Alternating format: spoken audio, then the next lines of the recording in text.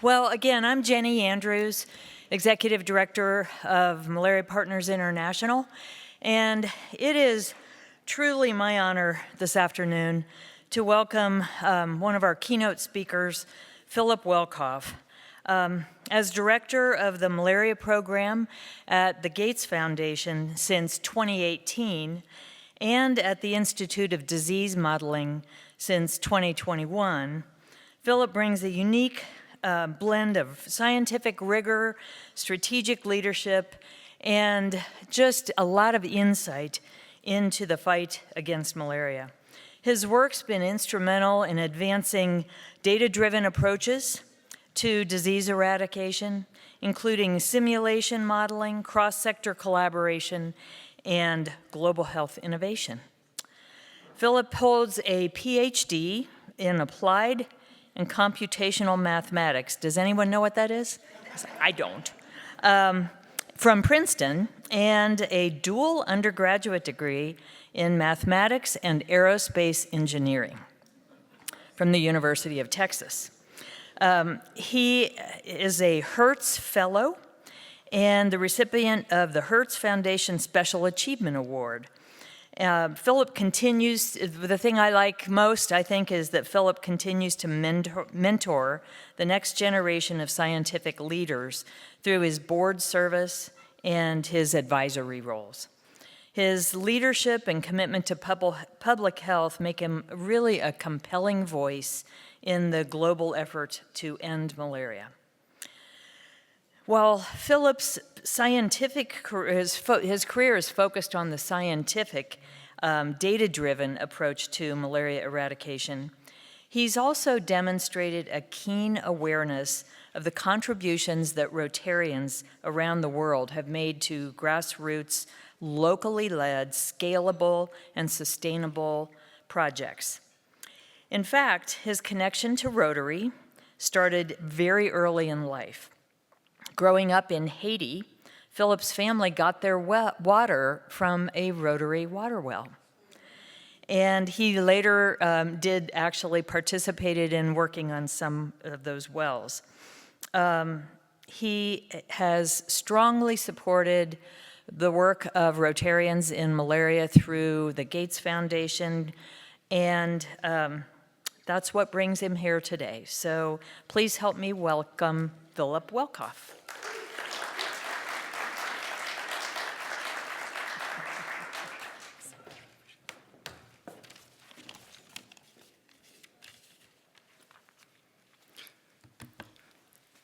Thank you so much for that warm welcome and for the invitation and the opportunity to be here with all of you. It's truly an honor and a pleasure to be here, not just as we approach another Rotary convention, but as we unite in this room around just one clear purpose, which is ending malaria for good. I'm Philip Welkhoff, lead the Malaria Program at the Gates Foundation.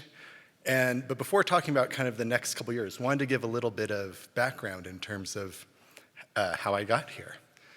So until university, I grew up at a rural area on the north coast of Haiti at a small humanitarian hospital. My parents were both physicians, and I had malaria, I don't know, at least a dozen times growing up. But I was really fortunate. I lived literally right across the street from the hospital. So you go over, get the finger stick, they look on the microscope, yep, it's malaria, here's the chloroquine. And we've heard time and time again today that access to care and time to get access to care is such a key driver of the outcome of any individual malaria infection. And I absolutely saw that on a day in, day out basis. You'd see, the further that people arrived at the hospital, the rougher shape the kids were in. There was one time where this family brought in their kid. This one wasn't with malaria, but this was a different situation. Early morning, right around 8 in the morning, and this kid survived, but was probably 2 hours or so away from dying. And later I was like, you're just wondering, how did it take so long for this kid to get here? And they said, we started walking last night at dinner time. And we walked through the night we got here, and they got there just in time, and the story for that child turned out okay. But being right next to the hospital, you see and hear everything that was going on. And it was a not infrequent occurrence. 2 in the morning, you hear the cries, the mourning, the wailing start up crescendo because some family had just lost their child, very often from malaria.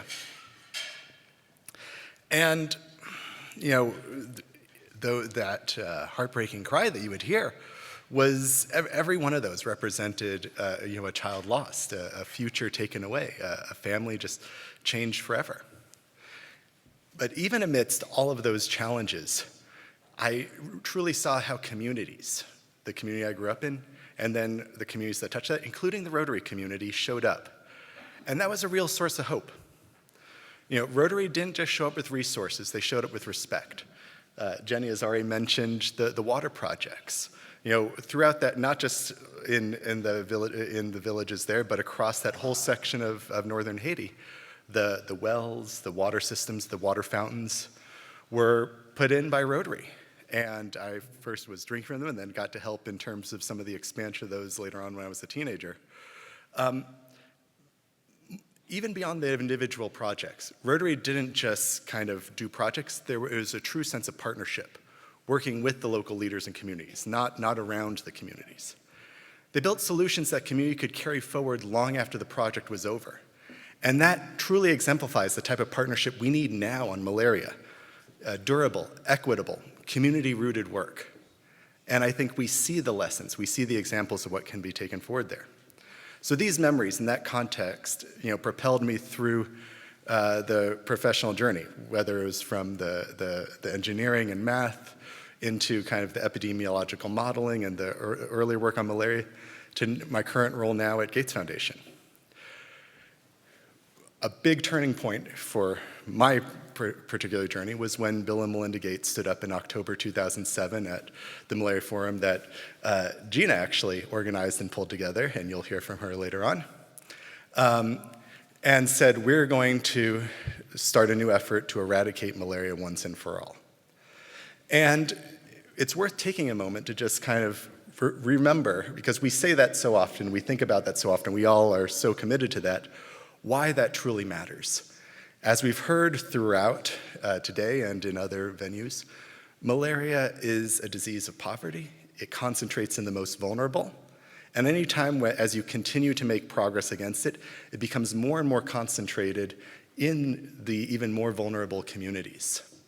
And there's no point where you can say, oh, we've made enough progress, we can leave the rest of it here. That's an acceptable answer. Also, malaria is incredibly unforgiving. We see whenever anything breaks down, cyclone in Mozambique, floods in Pakistan, conflict, outbreaks of other diseases. We saw in Sierra Leone when malaria is preventable, malaria is treatable, but when prevention breaks down, when the bed nets aren't distributed, when access to diagnosis and treatment breaks down, it surges back with a vengeance, and untreated malaria is absolutely horrific, as so many people, as everyone knows in their head at least, and so many people in this room know directly. We'll never know the final numbers, but it's very likely that quite a few more people died of malaria than of Ebola in Sierra Leone during the Ebola outbreak. And so we see a world in which every time you look at the news, you open a newspaper or open a homepage of a news site, you see more things going wrong. And so the alternative between stopping short and not eradicating, not only does that leave the most vulnerable still dealing with malaria, it leaves malaria ready to resurge whenever something goes wrong. And it's hard to make predictions about the future, but I think we can say that over the course of this century, there's going to be a lot of things that go wrong. And we don't want any time one of those things happened to there be another surge in malaria and tens of thousands or more of avoidable malaria deaths. So when Bill and Melinda Gates made this call for eradication in October 2007, that kicked off a whole set of things. I got pulled into things a few weeks later in November, and then in January proposed, here's what could be a work on mathematical modeling to help understand how different mixes of interventions coming together, vaccines, drugs, vector control, and more, case management could actually help lead towards elimination and then eradication. that led to other things there. But throughout the professional career, one lesson keeps reinforcing itself, that no matter how sophisticated our models become or how detailed our plans, the strongest solutions are rooted in data, but even more importantly, are powered by and with local leaders. And that's the heart of innovative partnerships. It's not just new technology or new funding streams. It's about how we work together. Partnerships that shift power, not just money. Aligning priorities, not just timelines. And that turn community health workers into real architects of the strategy and the work ahead, not just those executing some plan developed somewhere else. And the Rotary model that I witnessed first as a kid and then engaging with the polio programs and some other things like that, trusting communities, supporting local health workers, building lasting relationships, proves itself time and time again. And that approach and those principles have delivered some of the biggest wins that we've seen across global health over the past century. Ending smallpox. We're really close to ending polio.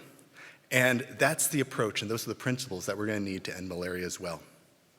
So now, as a father of 2 little girls, I do think about like how far we've come and what is the world that we're really creating for the next generation.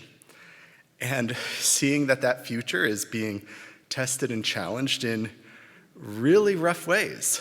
You know, I mean, the entire global health landscape, not just malaria, but global health and development writ large, fundamentally shifted. And the stakes are truly high. And those stakes, you know, we get almost numb to seeing the numbers and reports. Is like in malaria, there could be 100,000 dead per year, HIV this, TB that. And then you think back to growing up and hearing the 2 a.m. crying. It's like, no, each one of those is a kid, each one of those is a family, each one of those is a tear in this whole fabric of their community. And avoidable setbacks. We're shifting policies that make international cooperation harder. Funding already wasn't keeping pace with what was needed, and now we're seeing funding cutbacks. It's a really rough time.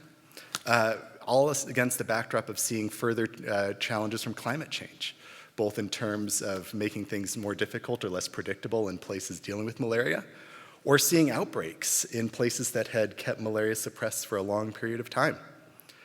And then, of course, in a lot of the places where malaria is hitting the hardest, instability is making it really difficult to sustain progress and drive it forward. Now, all of that, I haven't even gotten to the challenges that Stephanie and Linny both outlined really well in their opening talks, which was such a great way to do that. Drug resistance, insecticide resistance, gene deletions for the diagnosis, invasive Anopheles stevensii. So we were already having a really tough set of challenges, and then we're dealing with this whole new set of things on top of that. So amid all that, though, what gives me hope is that this challenging moment is also creating unprecedented opportunities. When traditional approaches stop working, we all collectively are forced to innovate, to really move towards deeper partnerships, and focus on the legacy that we want to leave for our children and for our communities and for the world. I very much do want my kids to inherit a world where malaria joins smallpox and polio as diseases of the past, diseases that are, interesting stories in the history books, but not, a lived reality. And there's a lot of positive things. There's a lot of great opportunities in parallel with that. We support a lot of work on research and development. You heard about a number of that, some of those things from talks earlier this morning. And I think you can kind of group things into a couple main categories. There's research and development to keep current tools working. So new drugs to adapt in the face of drug resistance. New insecticides to keep bed nets and indoor residual spraying working. New rapid diagnostic tests. But then you also have work to support new tools. And it's not just our find. It's amazing to see just the global research and development portfolio has never been in such good shape. You heard from Sir Adrian about just the remarkable steps forward on vaccines and cracking these 115-year immunological puzzles as far as how do you achieve vaccine-driven immunity that's better than what the body does in response to direct infection. the new types of drugs, long-acting injectable drugs that could be a game changer. Next-generation vaccines that could not only provide that prevention of disease, but help interrupt transmission. You heard about oxytec approaches, and which on the one hand could be our best tool yet in terms of dealing with invasive Anopheles stevensii, but also, further point the way towards other novel vector control, genetically based approaches that could not just help on the invasive mosquitoes, but on some of the long-standing challenges around, say, Anopheles gambiae. We also see really neat innovations in terms of pushing spatial repellents forward, going from just the things that don't last long or require a daily application or a daily intervention to the newest one on the Guardian, lasting over 12 months. So while we have these challenges, there's a really neat tool set that's coming forward that is actually going to be making elimination and eradication possible for the first time ever. That's not enough in and of itself. We also need the strengthening on the system side. And you heard a number of those things in terms of progress in terms of data systems, to where the work that happens in Zambia in terms of Partners for Malaria-Free Zambia and the work with the national program there, how to actually see how malaria is different in different parts of the country and focus efforts accordingly. Improve surveillance, including genetic sequencing of parasites and mosquitoes to get faster reads on where drug and insecticide resistance are. Better digitization for campaigns. And all these things, one thing that's really exciting to me is that a lot of these work and investments in strengthening systems, the data systems, the supply chains, the surveillance, the sequencing, the digitization, and logistics, are starting to be done in a much more integrated and cross-cutting way. So that these are not just benefiting the malaria work, it's benefiting in a really cross-cutting way. But across all of that, what's needed, even beyond all those, is the partnerships. And so Rotarians really want you to think bigger with me about what's actually possible and how it's going to happen and who's going to make it happen. This is where Rotary's approach becomes absolutely crucial. At the moment when we look forward and when we look back, once the job is done, community health workers are the heroes of this story. They know their communities in ways that no one else ever could. And they're the ones who will get us across the finish line in all the hardest places. The Rotary Healthy Communities Challenge is proving this right now, training thousands of community health workers across Democratic Republic of Congo, Nigeria, Mozambique, Zambia. And it's not just treating malaria, it's treating malaria, pneumonia, diarrhea. It's really seeing that integrated community case management. But here's what makes it even more powerful. It goes beyond just those three causes of morbidity and mortality. It's building a foundation for healthier, more resilient communities, facing whatever challenges, current ones and new challenges, are coming next. And it's also helping to stretch limited resources and helping to reduce costs for systems, governments, and communities later. And this isn't just a theoretical thing or something that we hope for. We've seen it work before. I mean, look what you and Rotary communities around the world have accomplished with polio. Trusting local leaders, staying when others left, building systems that reach the last mile. And that same commitment and persistence is what's needed in the fight against malaria. The same community networks, the persistence, the belief that change happens from the ground up. On the malaria front, we do have to evolve. We need to integrate, we need to coordinate, and we need to partner in ways that we haven't before, across diseases, across sectors, and across countries. And malaria provides a really neat opportunity for that. Malaria so closely ties in to primary health care, pandemic preparedness and response, economic development, agricultural productivity. Progress against malaria advances progress on gender equality. It allows more days in school and builds generation upon generation progress. And so malaria does create this way for true multi-sectoral integration in a place where it doesn't have to be just the malaria work. The malaria work can be folded into so many other things that happen. I've noticed that when Rotary speaks with one voice, magic truly does happen. I've seen individual Rotary clubs do really great work, and you can see those projects. And then you see Rotary districts coordinating their effort, and you see things building on that. See Rotary International aligning its malaria strategy with the polio eradication infrastructure. We can see what could happen if all the malaria efforts were pulling together. And that's when you can truly see real transformation and getting things further towards where they need to be.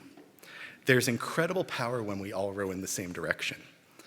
And if we get this right, if we do this work with the same commitment and ambition that Rotary brings to all it does, and the persistence and the engagement, and it's not just sitting at the international level, it truly is a local effort. We could end malaria within a generation. The other parts of the puzzle are starting to come into place. It's not guaranteed. We're facing tremendous challenges right now. We are very much as a world on the back foot. We have to deal with this likely big surge in avertible burden over the next year and hopefully not, but potentially beyond. We can meet this moment, turn the tide, and then push on to a malaria-free world. So here's what I'm asking of each of you after you leave Calgary, return to your communities. Take at least one bold action and take that action in partnership. It could be advocating with your district to align the malaria efforts with other development priorities and truly harnessing and exemplifying the power of integration. It could be fundraising for a specific global grant that trains community health workers. We've seen how those grants can start small but create these amazing global ripple effects. We just look at Rotary Healthy Communities Challenge. Maybe it's forging new alliances to keep malaria funding on your government's agenda wherever you are in the world. Individual action with the amplifying of the global network of Rotary can truly create momentum that can't be stopped. It's the legacy that's already been lived out in so many different areas. It's the legacy that I want to be part of. You've seen and you'll have heard that it was recently announced that the Gates Foundation is going to be shutting down in another 20 years. And the time to act, the time to really drive and to achieve really long-lasting impact is right now. To meet this moment, meet all the challenges and setbacks that we're facing right now, harness the opportunities, and achieve something that lasts, that once it's done, it can't be rolled back. A cyclone isn't going to start another malaria surge. Conflict or an outbreak isn't going to see tens of thousands of avertible malaria deaths. And we truly have an opportunity to meet that moment and look back and say, what is the legacy that we left? So I was thinking about this. It's like, what do I want to kind of say in 20 years got done when the lights at the Gates Foundation go out?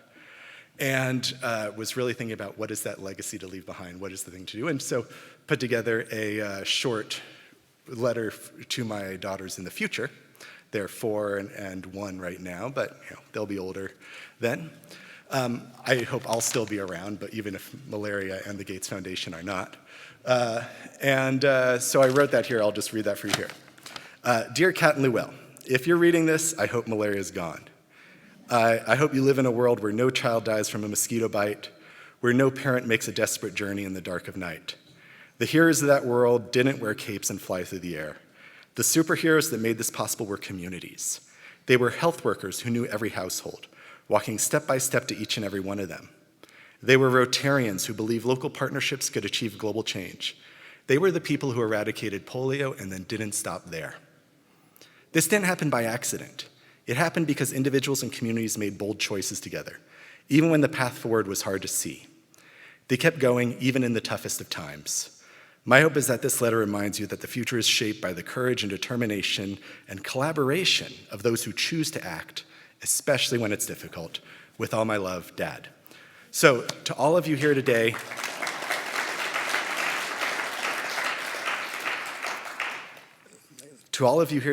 thank you for being those people. Thank you for choosing to meet this moment, to finish the job, for choosing to build a malaria-free future where our children, our grandchildren, and the children and grandchildren of all those who are near and dear to us around the world not only thrive, but look back on malaria as one of the truly great success stories that humanity was able to do together. So thank you very much.